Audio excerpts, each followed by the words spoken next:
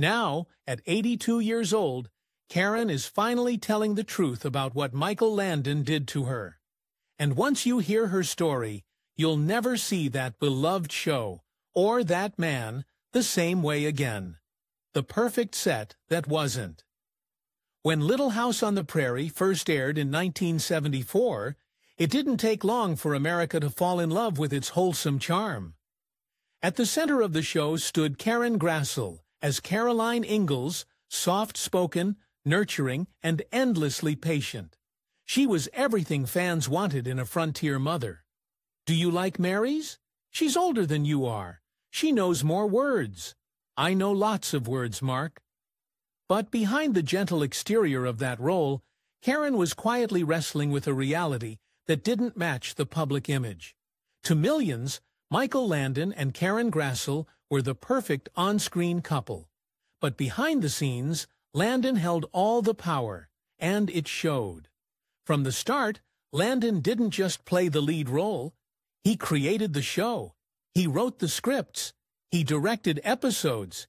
He controlled the tone, the casting, the dialogue, even the camera angles. And Karen Grassel, though a classically trained actress with experience in Shakespeare and Broadway, had to adjust to that kind of centralized control. She joined the cast, expecting a collaborative environment. What she got instead was a workplace ruled by one man's ego and vision. At first, it wasn't unbearable. Landon was charming, funny, and known for his long hours and fierce dedication to the show's success. But Grassel noticed how that same dedication came with dominance. Nothing happened without his approval, and as the show gained popularity, his control grew even more absolute. By season 2, the cracks began to show. Karen noticed that her input on scenes, dialogue, character development was rarely taken seriously. Suggestions were brushed off. At script readings, her scenes were sometimes rewritten or trimmed without discussion. And yet, she stayed professional. Like many actresses in 1970s Hollywood, she knew that silence was often the price of survival. The first major turning point came when she asked for a raise. The show was a ratings hit. Viewers adored her character. Merchandise was flying off shelves. But Karen was still being paid far less than she believed was fair, especially compared to her male counterparts. So she did what any professional would do. She approached Landon and asked for her contract to be renegotiated. His response wasn't explosive. It wasn't dramatic. It was something worse, quiet retaliation. Scenes that had once been written to showcase Caroline Ingalls' strength were reworked to focus more on Charles. Dialogues that had once allowed her to anchor the emotional tone of the show were pared down. In moments that once highlighted a marriage of equals, Landon began making sure his character took center stage. The imbalance wasn't subtle, and it wasn't accidental. Karen began to realize this was about control. Landon wasn't just denying her a raise. He was reminding her who held the reins, and he did it the way he knew best, through the scripts. In one season, her character's role in a pivotal episode was cut nearly in half, with no explanation. The new lines were given to Landon's character. When she asked about the changes, she was met with dismissive shrugs and an uncomfortable silence. And yet, she didn't quit. Karen Grassel understood the stakes. She knew how hard it was for a woman over 30 to land a leading role in primetime television. She knew the power Landon held in the industry, and she knew that if she made waves, she might never work again. So she kept showing up. She delivered her lines. She smiled in interviews. She played the part of the grateful co-star while quietly enduring what felt like emotional erosion behind the scenes. But even that wasn't the worst of it. Landon's jokes, once playful and inclusive, started to feel different. He'd make crude remarks on set, sometimes during intimate scenes. Karen would try to laugh them off, but the sting lingered. These weren't just offhand comments. They were subtle reminders that he could push boundaries without consequence, that no one would step in to defend her, that the rules were different for him. During one particular scene, Karen had to share a close emotional moment with Landon. As the cameras rolled and the crew stood by, Landon made us bleep joke loud enough for everyone to hear. The room erupted in laughter. Karen didn't. She swallowed her reaction, kept her expression steady, and finished the take. That was the moment she realized she wasn't just being sidelined. She was being humiliated. She told no one. In her memoir, she would later write that the hardest part wasn't the jokes or the pay disparity. It was the isolation. There were no HR departments to turn to, no support networks for actresses quietly being pushed aside. Speaking up would have meant not just risking her job, but being labeled difficult, a career-ending tag for any woman in that era. And so she stayed. She stayed for the role, for the fans, for the work she still loved. But with every passing season, she began to feel a little less seen, a little more invisible. The public saw a perfect family.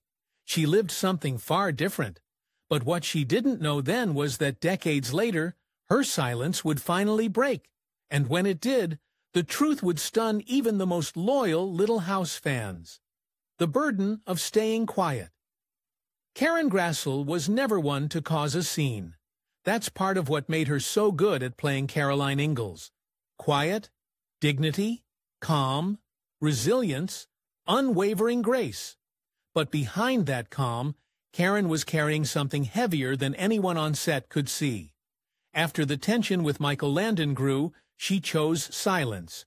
Not because she lacked courage, but because she understood the brutal math of the entertainment industry. You speak out. You lose the job. You push back. You disappear. And Karen had worked too hard for this role to watch it vanish overnight. So she adapted. She began measuring her words more carefully in meetings. She stopped making suggestions unless asked. She stopped pushing for screen time. Because every time she did, she noticed the chill from Landon become a little colder. Her confidence, once rooted in years of classical training, began to shrink. And she felt it not just in her scenes, but in her spirit. Behind the scenes, the cracks widened. Landon's on-set behavior grew bolder. He flirted with younger women in front of the crew, sometimes even in front of his own children. Karen watched in disbelief, but she kept quiet. Everyone did, because he was the boss. And the unspoken rule was clear. Don't challenge him. One wrong word could cost you everything. It was during season 5 that Karen reached her breaking point. She had just come off a particularly emotional scene when Landon, instead of offering notes or encouragement, made another off-color joke, this time about her appearance. The crew laughed again, but Karen didn't just feel humiliated. She felt alone. That night, she went home and cried. Not because she was weak, but because she felt trapped. She couldn't talk to producers. She couldn't talk to her co-stars. Everyone had something to lose, and no one wanted to be the first to step out of line. So Karen did what she had always done. She held it in, put on her costume the next morning, and went back to work. This cycle of suppression took its toll. Karen began to dread going to set. The job that had once brought her joy now felt like a performance within a performance. Every smile, every line, every hug she gave, Esma Ingalls, became more difficult to fake. And yet, she kept going. Because at that time, she still believed it was worth it. She still believed the show was doing something good. But beneath that belief, something was shifting. For the first time, Karen started keeping notes.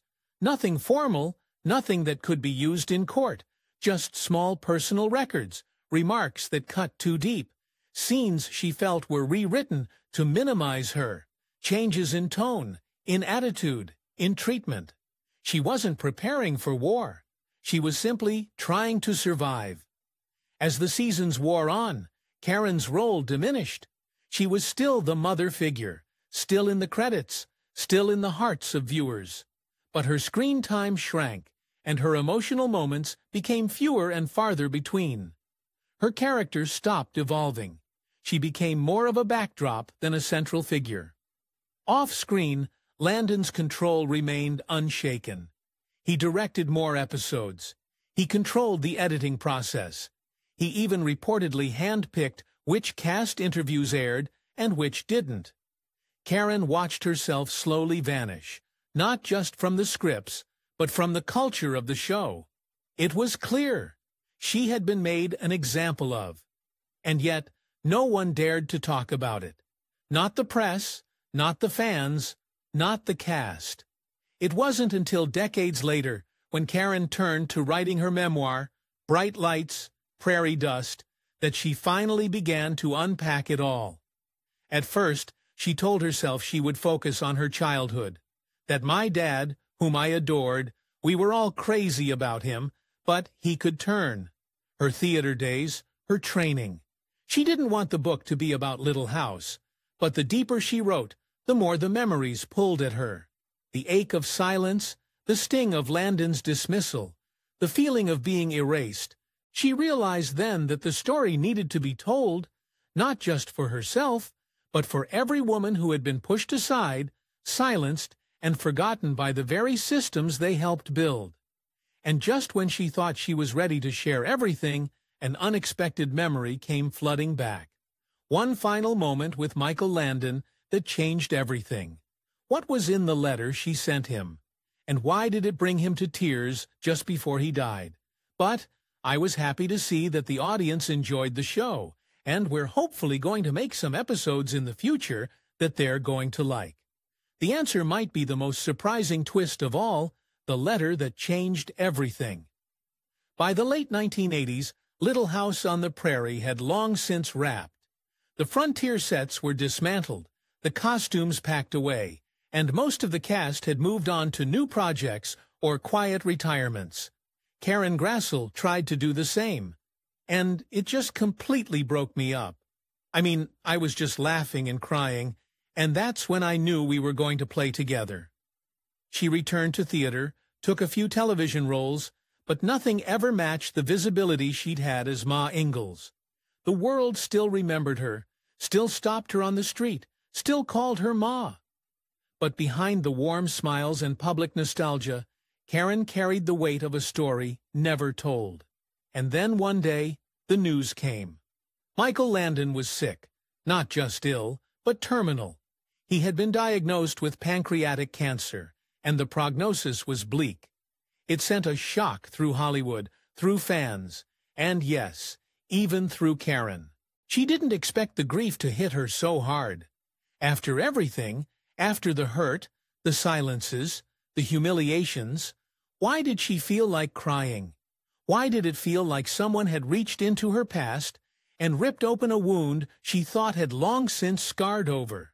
Because no matter what he did to her, Michael Landon had been a part of her life. A big part. For nearly a decade, they had worked side by side.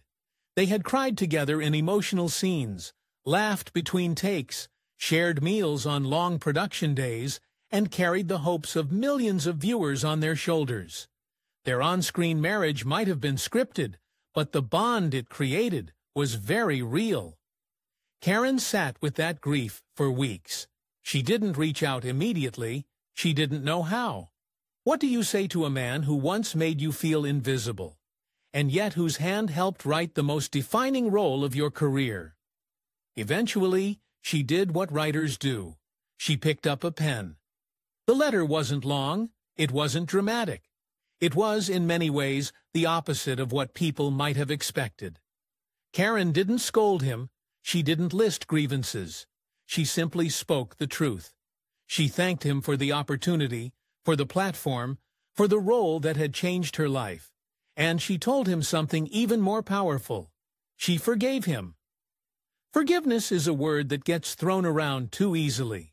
But, in this case, it wasn't cheap. It came at the end of decades of hurt, silence, and endurance. And Karen didn't offer it lightly. She offered it because she needed peace, not his approval, not his apology, just her own quiet closure. The letter was mailed. She never expected a reply. But then, weeks later, word came back. Not from Landon himself, but from someone close to him. He had read the letter, and he cried. It was one of the last letters Michael Landon ever received before his passing. Actor Michael Landon is dead after a battle with inoperable liver and pancreatic cancer. And for Karen, that was enough. She didn't need a grand reconciliation or public acknowledgement. That small moment of humanity was everything. She had spoken her truth. She had sent it out into the world, and he had received it. For the first time in years, Karen felt light. She carried that letter privately for decades. She never used it as ammunition. She never mentioned it in interviews. Even when fans brought up Landon with admiration, she kept her smile intact. It wasn't until she began writing her memoir in earnest that she finally shared that moment. And when she did, it changed everything again. Because suddenly, people saw her not just as the graceful actress they had grown up watching, but as a woman who had lived through something quietly brutal and found a way to heal without destroying anyone in the process. The letter became a symbol, not of weakness, but of extraordinary strength, of what it means to speak softly in a world that rewards shouting, of what it means to offer grace in a business that rarely returns it. And yet, even after the memoir, even after the letter became public, there was still one more surprise. Karen Grassl had spent a lifetime carrying her story alone. But after her book hit shelves, something shifted. Other voices began to rise. Former cast members, crew, even fans, because her truth gave others permission to share their own. And what they revealed next would finally shatter the myth of perfection that had surrounded Little House on the Prairie for decades. Was Michael Landon really the only one? Or was the entire show built on a foundation of silence and overlooked pain? What came out next would leave fans stunned, and Karen no longer alone in her truth. The Cracks Beneath the Prairie. Karen Grassl is known to so many for her warm and confident portrayal, Caroline Ingalls on the television series Little House on the Prairie. When Karen Grassl's memoir hit bookstores, it didn't explode with fanfare. There were no breaking headlines, no social media scandals, no viral exposés. Instead, her story arrived quietly, like a gentle wind rustling through the prairie. But anyone who read it closely knew something significant had shifted, because for the first time, someone from the cast of Little House on the Prairie had broken the unspoken rule. The curtain was pulled back. The silence had ended. And that silence wasn't hers alone. In the weeks and months following her memoir's release, other voices began to speak. Some were fellow cast members. Some were crew who had worked the cameras, held the boom mics, or sat through long hours of taping day after day. And while not everyone echoed Karen's exact experience, one thing became clear. The set of Little House was not the idyllic family haven that fans imagined it to be. The myth of Michael Landon as the perfect father figure began to crack. Some former crew recalled his demanding presence. Others remembered moments of kindness, yes, but also mood swings, power plays, and a very clear hierarchy on set. Michael was the king, and everyone else was expected to fall in line. Melissa Gilbert, who had always spoken of Landon with a mixture of affection and complexity, quietly confirmed what many suspected. While she adored him, she acknowledged he could be emotionally manipulative, especially when his control was questioned. Others shared similar sentiments. It wasn't always overt cruelty. Sometimes it was exclusion, a joke that went too far, a creative decision that felt like a warning, a sudden shift in tone when someone asked for more than they were given. And it wasn't just the women. Several men who worked on the show later admitted they had seen the dynamic play out, but hadn't known what to do. Michael Landon was beloved, respected, and powerful. Speaking out against him, even privately, felt like heresy. The set may have looked wholesome, but behind the scenes, many simply did their jobs and kept their heads down. For Karen, the most startling response came from fans. Many had grown up watching the show. To them, Michael Landon was not just an actor. He was Pa. He was the loving father, the voice of wisdom, the rock in every storm. So when Karen shared her story, there was shock. Some fans felt betrayed, not by her, but by the image they had held onto for decades. They began to rewatch old episodes looking for clues. Had there always been tension? Had Karen seemed withdrawn in certain seasons? Did Charles and Caroline feel less like partners and more like performers locked into roles? Suddenly, the nostalgia had an edge to it. A weight, a question. But what happened next surprised even Karen. Instead of backlash, she received support. Letters poured in, emails, messages on social media, some from fans who had never missed a single episode, others from women in the industry, actresses, writers, directors, who said, "I know exactly what that feels like." The words were different, but the stories were the same. Silenced, overlooked, undervalued, and always expected to smile. Karen's courage had opened a door that couldn't be closed. Still, not everyone responded with warmth. Some accused her of trying to tarnish Landon's legacy, of waiting until he was gone and couldn't defend himself, of bitterness, of jealousy. But those voices were fewer than she expected and far less certain than they used to be, because times had changed. The world was finally listening to the voices that had stayed quiet for far too long. And Karen never once said that Michael Landon was a monster. In fact, she was careful to describe him as deeply talented, charming, and in many ways irreplaceable. He created a show that touched millions. He built characters and stories that still live in the hearts of families around the world. But he was also flawed. He held power and didn't always use it kindly. He hurt people, sometimes without realizing it, and other times with full awareness. Karen's point wasn't to destroy his memory. It was to complete it, because for too long, the story of Little House on the Prairie had only been told one way. A perfect cast, a perfect set, a perfect man at the center. But real life isn't like that. Real life is messy, complicated, and sometimes even those who give us beautiful things cause invisible harm behind the scenes. The release of Karen's memoir marked something more than a moment of reflection. It marked a shift in how we remember icons. It reminded fans that it's possible to honor someone's work while also holding them accountable. That greatness and cruelty can live in the same person. That you can mourn someone and still acknowledge the pain they caused. And for Karen, that complexity was the whole point. She wasn't asking people to stop watching Little House. She wasn't trying to rewrite television history. She was just asking for space. Space for her story, her truth, her voice, which had been sidelined for decades. She stood up, not in anger, but in clarity, not to cancel, but to complete the picture. And in doing so, she gave other women, in and out of Hollywood, permission to do the same.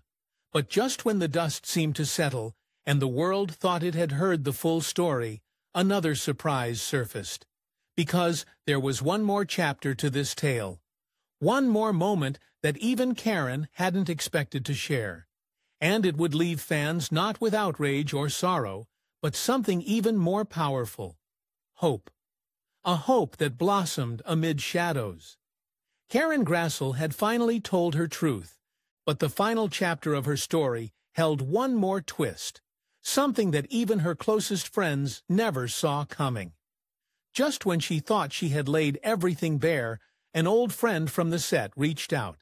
It was not a producer or another cast member, but someone from the crew, someone who had worked behind the scenes during those early seasons when the tension between her and Michael Landon was quietly boiling beneath the surface. What he said stunned her. He told her he remembered the way she had been treated. He remembered the jokes, the sudden changes in scripts, the emotional manipulation. But more than that, he revealed something Karen had never known. There had been conversations, private closed-door meetings, about replacing her. Not because she was failing at the role, but because she was asking for too much money, too much respect, too much equality. She felt her heart drop. All these years, she had carried the shame of feeling small, of being humiliated, thinking she had somehow overreacted or imagined it. But now, here was someone confirming that she had been targeted. They had tried to make her question her worth, to erode her presence without ever saying it aloud. This wasn't just about one man. It was an entire unspoken system that had chosen to protect the powerful and dismiss the voices that dared to speak. And then came the box. Months after her memoir was published, a package arrived at her home. No note, no return address. Inside it was a stack of old production memos, photocopied and yellowed with time. They outlined notes from writers' rooms, scheduling adjustments, character development meetings, and buried within them was one memo marked Private, Showrunner Only. It discussed shifting focus away from Caroline, creating more solo emotional arcs for Charles, and reducing non-essential maternal scenes. That memo was dated just 2 weeks after Karen had asked for her raise. Her hands trembled as she read it. For years, she had wondered if she was imagining the shift. Now, on paper, it was clear her character had been quietly sidelined, not for creative reasons, but because she dared to demand fairness. She showed the documents to her lawyer, who confirmed what she already felt. They were authentic, and though legal action was long past the statute of limitations, emotionally, it was a thunderclap. For once, she had proof that her pain had not been paranoia. Then came a message that shook her to her core, an anonymous email with a subject line, "There's more." The sender claimed to have access to a vault of behind-the-scenes footage, raw dailies from the early seasons, footage that had never aired. Some of it, the message said, included outtakes of Landon making inappropriate remarks to cast and crew. The email warned her. Releasing it would change everything. It would finally dismantle the pristine image that still protected Landon's legacy, but it would also spark chaos. Karen sat with it for weeks. She told no one. She didn't want to be the reason people stopped watching a show that brought families together. And yet, she couldn't unknow what she now knew. She requested to view the footage privately. A few weeks later, in a quiet screening room in Los Angeles, she saw what had been hidden for decades, and it was worse than she feared. Landon joking with male crew members about female cast members' appearances, making graphic jokes right before emotional scenes, mocking Karen's requests for script changes. One clip showed him saying, "Off camera, she wants more lines, she's lucky she still has a job." Laughter followed. Karen sat in that room frozen, as everything she had felt for years was finally validated. Not by sympathy, but by tape. But the twist wasn't just the footage, it was who leaked it. Weeks later, she found out the anonymous sender was a former network executive who had retired early, ashamed of what he had allowed to happen on his watch. He had kept copies of sensitive materials, always telling himself he'd destroy them. But when he read Karen's memoir, he realized silence was no longer acceptable. Karen didn't release the footage publicly. She donated it, under seal, to a nonprofit advocating for women's rights in media, with a clause to release it only if the show was ever rebooted or re-aired, without acknowledging its full history. She didn't want to erase the past. She wanted it told honestly. Now, as Karen Grassl enters the final years of her life, her story has become something far more powerful than any script she ever read. It is a story of survival, of endurance, and of the quiet strength it takes to speak when the world has long since moved on. She didn't ask for fame to return. She didn't demand apologies, but she changed the conversation forever. Karen Grassl's decision to finally speak wasn't about vengeance. It was about reclaiming her voice after decades of silence. For years, she endured quietly, fearing the consequences of confronting a beloved figure like Michael Landon. But at 82, she chose truth over comfort and clarity over nostalgia. Her story cracked the carefully preserved image of Little House on the Prairie and pulled back the curtain on what it really cost to be America's Ma. It showed us that behind the warmth and simplicity of frontier life on screen was a woman navigating humiliation, imbalance, and fear, all while holding the show's emotional center together. Her revelations don't erase the legacy of Michael Landon, but they do complete it. They remind us that greatness and cruelty can coexist, and that the cost of silence can span a lifetime. Karen's story sparked more than outrage. It invited reflection. It invited healing. And in doing so, it gave strength to others who had been waiting for permission to tell their truth. She didn't ask for sympathy. She asked to be heard. And now, finally, the world is listening, not just to a character, but to the woman who carried her, quietly and courageously, for far too long. Karen Grassel once played a woman who held her family together through hardship. And now, in her real life, she's done something just as powerful. She held the truth together long enough to set it free. Her story is not just about Michael Landon. It's about what happens when silence becomes strength, when a woman reclaims her past not to destroy, but to heal. If this story moved you, the next one will shake you even deeper, because the myths we love are never the full truth. And it's time we finally hear the other side. Watch what comes next.